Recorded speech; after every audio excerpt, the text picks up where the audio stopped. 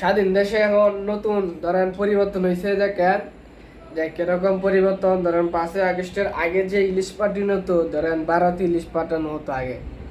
এখন 5ই আগস্টের পরে স্বাধীন দেশ হিসাবে ইলিশ পাঠানো হচ্ছে, ধরেন প্রতিবেশী দেশ হিসাবে ইলিশ পাঠানো হয়েছে।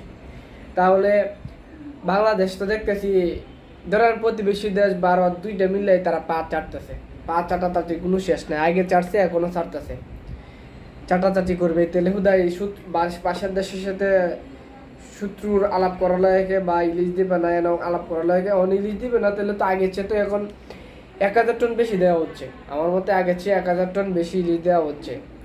আর এই দেশে কি ইলিশের দাম কমছে? 1200 টাকা কেজি ইলিশ। আমি যে জায়গায় আছি বর্তমানে, এটা ইলিশের কারখানা বা ইলিশ এখানে মারা হয়, কিন্তু ইলিশ গরিব মানুষ খেতে পারবে না, যারা ধনী এরা খেতে পারবে। আর সব বরফ দিয়ে ফেসানো হচ্ছে, অন্য দেশে যাবে বা অন্য অন্য যাবে, নৌকা থেকে হাজার হাজার টন ধরেন